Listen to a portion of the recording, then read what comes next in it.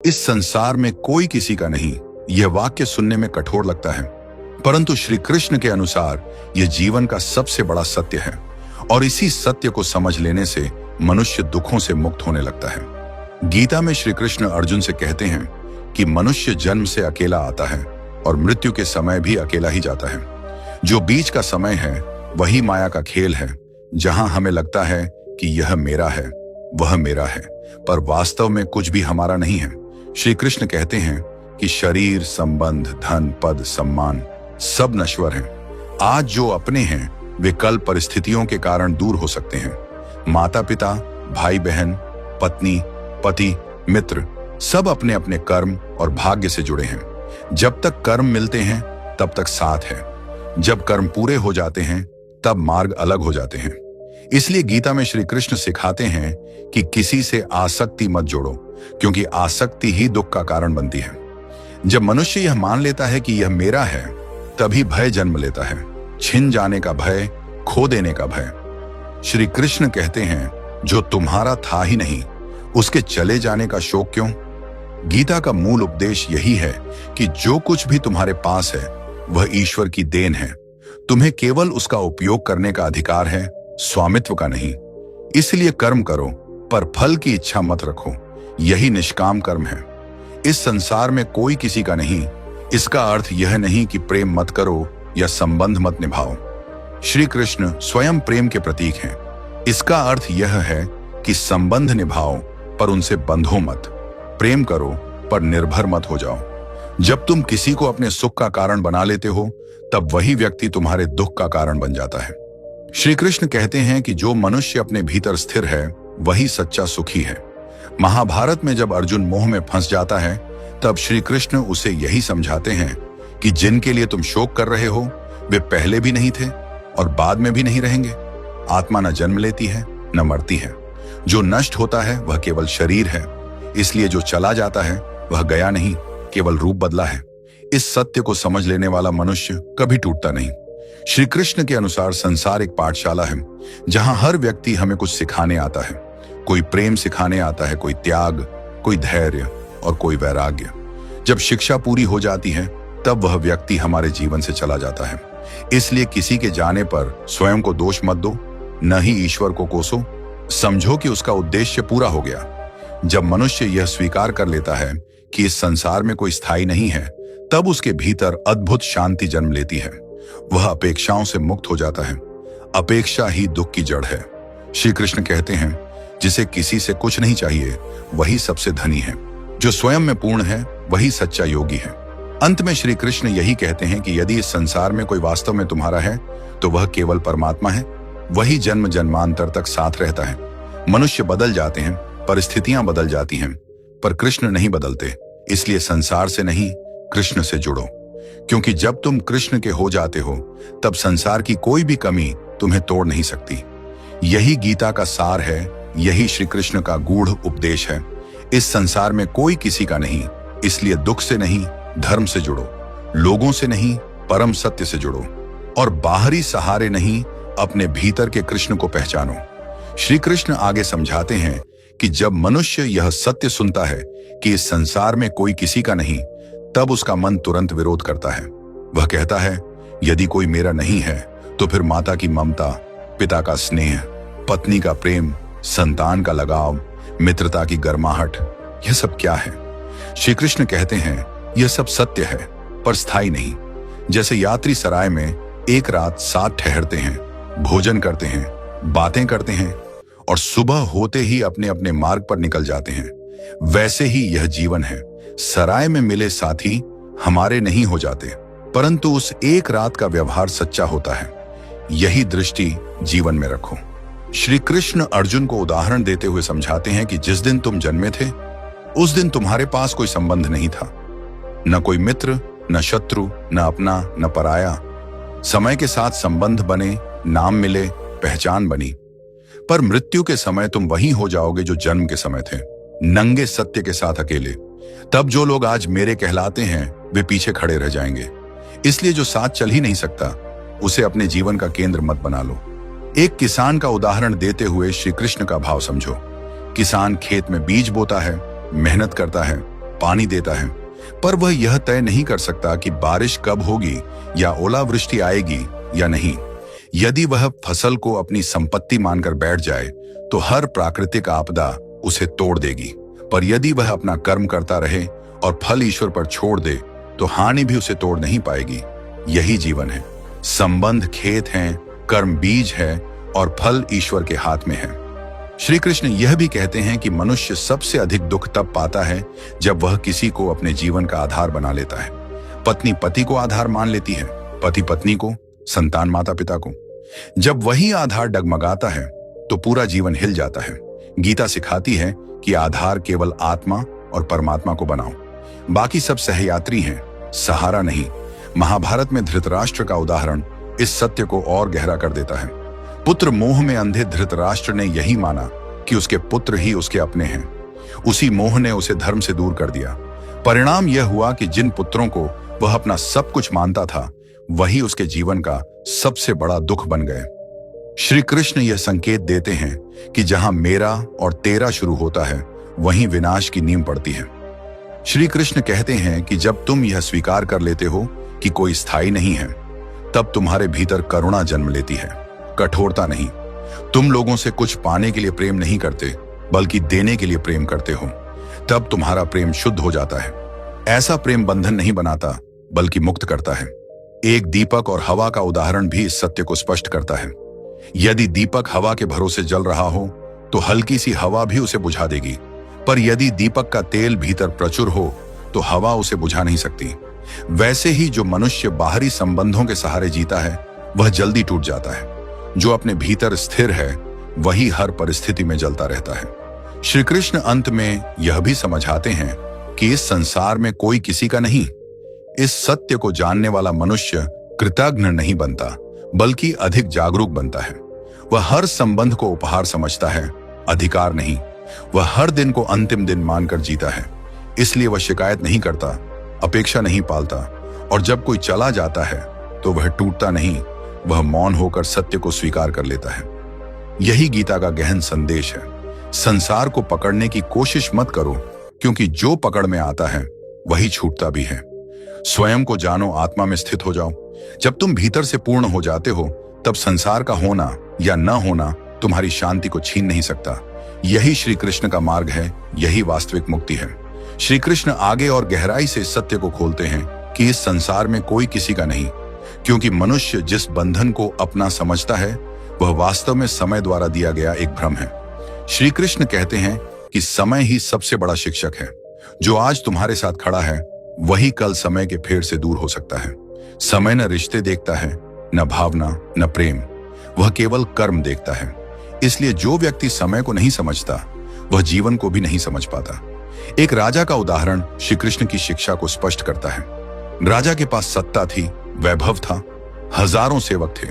उसे लगता था कि पूरा राज्य उसका है, लोग उसके अपने हैं। पर जैसे ही समय बदला, वही सेवक मुख मोड़ गए, वही प्रजा डर के मारे चुप हो गई। राजा अकेला रह गया। तब उसे समझ आया कि लोग उसके नहीं थे, वे उसकी सत्ता के थे। श्री कृष्ण कहते हैं, यही हाल हर उस व्यक्ति का होता है जो धन, पद या संबंधों को अपना समझ बैठता है। श्री कृष्ण अर्जुन को यह भी बताते हैं कि मनुष्य जब किसी के लिए अत्यधिक त्याग करता है और बदले में अपेक्षा रखता है, तब दुख निश्चित है। माँ अपने पूरे जीवन का त्याग संतान के लिए करती है और सोचती है कि बुढ़ापे में संतान उसका सहारा बनेगी। यदि संतान ऐसा न कर पाए तो माँ का हृदय टूट जाता है। श्री कृष्ण कहते हैं, त्याग करो पर बदले की आशा मत रखो, क्योंकि जिसने जन्म लिया है उसे अपना कर्म भी निभाना है। कोई किसी का आरण चुकाने नहीं आया। एक नाव और नदी का उदाहरण भी श्री कृष्ण की बात को स्पष्ट करता है। नदी में नाव कुछ समय के लिए सवारियों को साथ ले जाती है। यात्रा के दौरान सब एक दूसरे के निकट होते हैं, बात करते हैं, हंसते हैं, पर जैसे ही किनारा आता है, सब उतर जाते हैं। कोई नाव को दोष नहीं देता कि उसने हमें आगे क्यों नहीं पहुंचाया। जीवन भी ऐसी ही एक यात्रा है। जो साथ है वह केवल यात्रा तक है, मंजिल तक नहीं। श्री कृष्ण यह भी कहते हैं कि जब मनुष्य यह समझ लेता है कि कोई उसका नहीं है, तब वह किसी को बांधने की कोशिश नहीं करता। वह न तो किसी को अपने अनुसार बदलना चाहता है, न ही किसी से चिपक कर जीता है। तब उसके संबंधों में स्वतंत्रता होती है। ऐसे संबंध बोझ नहीं बनते, बल्कि सौंदर्य बन जाते हैं। महाभारत में कर्ण का जीवन इस सत्य का सबसे गहरा उदाहरण है। कर्ण ने जीवन भर किसी न किसी के अपनापन खोजा, पहले मां का, फिर मित्रता का, फिर सम्मान का, पर अंत तक उसे यही समझ आया कि संसार ने उसे तब तक अपनाया जब तक वह उपयोगी था। जब समय आया वह अकेला रह गया। श्री कृष्ण कर्ण को पहले ही समझाना चाहते थे कि यदि तुम स्वयं को पहचान लो तो संसार की स्वीकृति की आवश्यकता ही नहीं पड़ेगी। श्री कृष्ण कहते हैं कि मनुष्य जब यह सत्य स्वीकार नहीं करता तब वह दूसरों से शिकायत करता है, तुम बदल गए, तुम पहले जैसे नहीं रहे। पर वास्तव में कोई नहीं बदलता, केवल परिस्थितियां बदलती हैं। जिस दिन परिस्थिति बदलती है उस दिन मनुष्य का असली स्वरूप दिखाई देता है। इसलिए जो आज तुम्हारे साथ है उसके होने पर कृतज्ञ रहो, पर उसके जाने के लिए भी तैयार रहो। एक वृक्ष का उदाहरण श्री कृष्ण की दृष्टि को और स्पष्ट करता है। वृक्ष फल देता है, छाया देता है, पर वह यह अपेक्षा नहीं करता कि पंछी जीवन भर उसी पर रहें। जो पंछी शाम को उड़ जाता है उसके लिए वृक्ष दुखी नहीं होता। वह जानता है कि आना और जाना प्रकृति का नियम है। मनुष्य भी यदि वृक्ष की तरह जीना सीख ले तो उसका जीवन शांत हो जाए। श्री कृष्ण अंत में यह कहते हैं कि इस संसार में कोई किसी का नहीं। यह ज्ञान हृदय को कठोर नहीं बनाता बल्कि मजबूत बनाता है। यह मनुष्य को अकेला नहीं करता बल्कि आत्मनिर्भर बनाता है। जब तुम भीतर से पूर्ण हो जाते हो तब कोई तुम्हें छोड़ भी दे तो तुम्हारा अस्तित्व नहीं हिलता। यही गीता की परिपक्वता है, यही जीवन की वास्तविक समझ है। श्री कृष्ण इस सत्य को और सूक्ष्म स्तर पर ले जाकर समझाते हैं कि जब कहा जाता है कि इस संसार में कोई किसी का नहीं, तो इसका सबसे गहरा अर्थ यह है कि मनुष्य जिसे अपना कहता है वह भी स्वयं उसका नहीं है। यह शरीर, यह मन, यह बुद्धि, इन पर भी हमारा अधिकार नहीं है। शरीर बीमारी से ग्रस्त हो जाता है, मन बिना पूछे उदास हो जाता है, बुद्धि कभी सही निर्णय नहीं कर पाती। यदि हम स्वयं पर अधिकार नहीं रखते तो फिर दूसरों पर स्वामित्व का भाव कैसे सत्य हो सकता है। श्री कृष्ण अर्जुन से कहते हैं कि तुम यह सोचते हो कि तुम अपने परिवार, अपने मित्रों, अपने संबंधों के लिए जी रहे हो, पर वास्तव में हर व्यक्ति अपने अपने कर्मों के अनुसार जी रहा है। कोई भी किसी के जीवन की दिशा तय नहीं कर सकता। पिता चाहे कितना ही चाहे कि पुत्र उसके बताए मार्ग पर चले, पर पुत्र वही करेगा जो उसके संस्कार और कर्म उसे करने देंगे। इसी असहायता को न समझ पाने से माता पिता दुखी होते हैं। एक शिक्षक और विद्यार्थी का उदाहरण इस बात को स्पष्ट करता है। शिक्षक पूरी निष्ठा से ज्ञान देता है, मार्ग दिखाता है, पर विद्यार्थी क्या बनेगा यह उसके प्रयास और कर्म पर निर्भर करता है। यदि विद्यार्थी असफल हो जाए तो शिक्षक स्वयं को दोषी मान लेता है। श्री कृष्ण कहते हैं, मार्ग दिखाना तुम्हारा धर्म था, परिणाम तुम्हारे हाथ में नहीं था। यही सिद्धांत हर संबंध पर लागू होता है। श्री कृष्ण यह भी कहते हैं कि मनुष्य जब किसी को अपना मान लेता है तब वह अनजाने में उस पर अधिकार जताने लगता है। वह कहता है कि तुम ऐसा क्यों कर रहे हो, वैसा क्यों नहीं कर रहे। यही अधिकार भाव धीरे धीरे प्रेम को विष बना देता है। जिस दिन दूसरा व्यक्ति स्वतंत्रता चाहता है उसी दिन टकराव शुरू हो जाता है। श्री कृष्ण सिखाते हैं कि प्रेम का अर्थ बंधन नहीं बल्कि स्वीकार है। एक पक्षी और पिंजरे का उदाहरण इस सत्य को और गहरा करता है। पिंजरे में रखा पक्षी सुरक्षित लगता है पर वह आनंदित नहीं होता। बाहर का आकाश अनिश्चित है पर स्वतंत्र है। मनुष्य जब किसी को अपने प्रेम के नाम पर बांधता है तो वह पिंजरा बना देता है। श्री कृष्ण कहते हैं, जो तुम्हारा है उसे खुला छोड़ दो। यदि वह लौटे तो समझो प्रेम है, यदि न लौटे तो समझो वह कभी तुम्हारा था ही नहीं।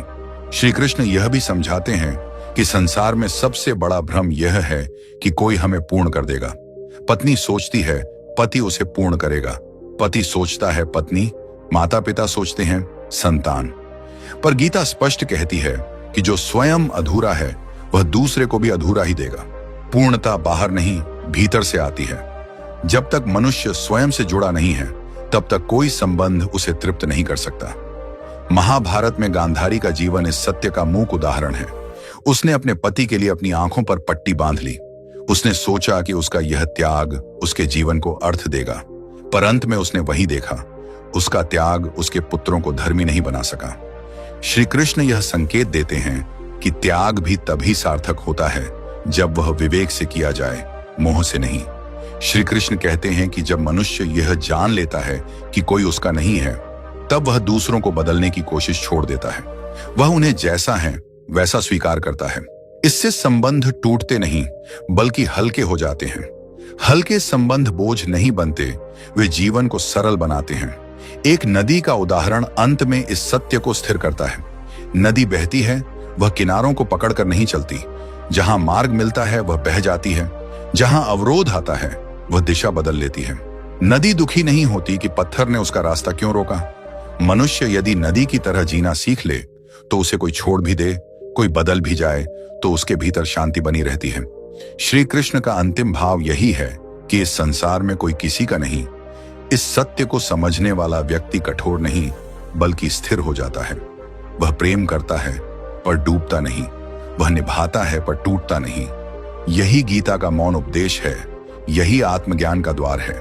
श्री कृष्ण अब इस सत्य को और भी गहराई में ले जाते हैं और बताते हैं कि मनुष्य का सबसे बड़ा दुख किसी के चले जाने से नहीं होता, बल्कि इस भ्रम से होता है कि वह व्यक्ति हमेशा के लिए हमारा था। जब यह भ्रम टूटता है तभी पीड़ा जन्म लेती है। श्री कृष्ण कहते हैं कि दुख घटना से नहीं, अपेक्षा से पैदा होता है। जहां अपेक्षा समाप्त, वहीं शांति का आरंभ। एक व्यापारी का उदाहरण इस बात को स्पष्ट करता है। व्यापारी किसी से व्यापार करता है, लाभ भी होता है, हानि भी। यदि हानि हो जाए तो वह रोता नहीं, क्योंकि वह जानता है कि व्यापार स्थायी नहीं होता। पर वही व्यापारी जब संबंधों में निवेश करता है तो उसे स्थायी मान लेता है। श्री कृष्ण कहते हैं, जब संसार की हर वस्तु अस्थायी है तो संबंध स्थायी कैसे हो सकते हैं। अंतर केवल इतना है कि संबंध भावनाओं से जुड़े हैं, इसलिए टूटने पर अधिक पीड़ा देते हैं। श्री कृष्ण उदाहरण देते हैं एक ऐसे व्यक्ति का जो अपने मित्र को भाई से बढ़कर मानता है। वर्षों की मित्रता, साथ बिताया समय, एक दूसरे के लिए बलिदान। पर जैसे ही जीवन में कठिन समय आता है, वही मित्र धीरे धीरे दूर हो जाता है।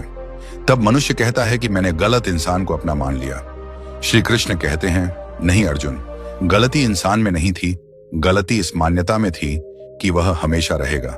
जो बदल सकता है उसके स्थायी होने की कल्पना ही दुख का कारण है।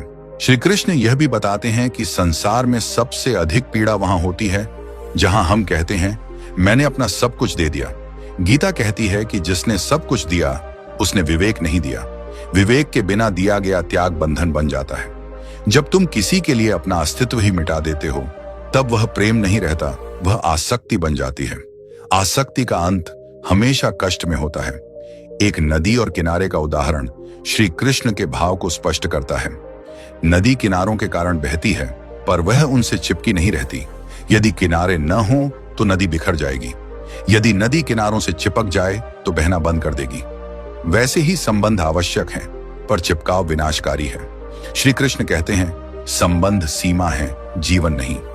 श्री कृष्ण यह भी समझाते हैं कि मनुष्य अक्सर यह सोचकर टूट जाता है कि लोग बदल गए, पर वास्तव में लोग नहीं बदलते, समय बदलता है और समय लोगों का सत्य दिखा देता है। जो प्रेम सुविधा में था वह सुविधा के साथ चला जाता है। जो सम्मान पद से जुड़ा था वह पद के साथ समाप्त हो जाता है। इसलिए गीता सिखाती है कि व्यक्ति को नहीं, सिद्धांत को पकड़ो। व्यक्ति बदलेंगे, सिद्धांत नहीं। महाभारत में भीष्म का जीवन इस सत्य का सबसे गंभीर उदाहरण है। भीष्म ने जीवन भर प्रतिज्ञा निभाई, राज्य के लिए, वंश के लिए, पर अंत में वह शरशैया पर अकेले पड़े थे। जिनके लिए उन्होंने सब कुछ त्यागा वे सभी अपने अपने युद्ध में व्यस्त थे। तब भीष्म को यह बोध हुआ कि धर्म के अतिरिक्त कोई किसी का नहीं होता। फिर भी उन्होंने पछतावा नहीं किया, क्योंकि उन्होंने कर्तव्य निभाया था, अपेक्षा नहीं पाली थी। श्री कृष्ण कहते हैं कि मनुष्य जब किसी को अपना मान लेता है तो वह अनजाने में डरने लगता है। खो देने का डर, बदल जाने का डर, दूर हो जाने का डर, यही डर उसे कमजोर बना देता है। जो निर्भय है वही स्वतंत्र है, और निर्भय वही हो सकता है जिसने यह स्वीकार कर लिया हो कि इस संसार में कोई किसी का नहीं। एक वृद्ध व्यक्ति का उदाहरण श्री कृष्ण की बात को और स्पष्ट करता है। उसने जीवन भर धन इकट्ठा किया, यह सोचकर कि उसके अपने उसके साथ रहेंगे, पर बुढ़ापे में वही धन लोगों के बीच विवाद का कारण बन गया। जो उसे जोड़ने आया था वही उसे तोड़ने लगा। तब उसे समझ आया कि उसने जीवन भर सुरक्षा की तलाश गलत जगह की। सुरक्षा बाहर नहीं, भीतर होती है। श्री कृष्ण कहते हैं कि जिस दिन मनुष्य यह समझ लेता है कि कोई उसका नहीं है, उस दिन वह शिकायत करना छोड़ देता है। वह यह नहीं कहता कि मेरे साथ ऐसा क्यों हुआ, वह यह कहता है कि अब मुझे इससे क्या सीखना है। यही दृष्टि मनुष्य को पीड़ित से साधक बना देती है। श्री कृष्ण अंत में यह स्पष्ट करते हैं कि इस संसार में कोई किसी का नहीं। यह वाक्य निराशा का नहीं, जागृति का द्वार है। यह मनुष्य को सूखा नहीं करता, बल्कि उसे भीतर से स्थिर करता है। जब तुम किसी के आने से उत्साहित नहीं होते और किसी के जाने से टूटते नहीं, तब समझो कि तुमने गीता का मर्म समझ लिया है। तब तुम्हारा प्रेम शुद्ध होगा, तुम्हारा त्याग शांत होगा और तुम्हारा जीवन भय से मुक्त होगा। यही श्री कृष्ण का मौन उपदेश है। यही गीता का सबसे गहरा सत्य। तो दोस्तों, वीडियो पसंद आया तो वीडियो को लाइक और चैनल को सब्सक्राइब करके कमेंट में जय श्री कृष्णा जरूर लिखना।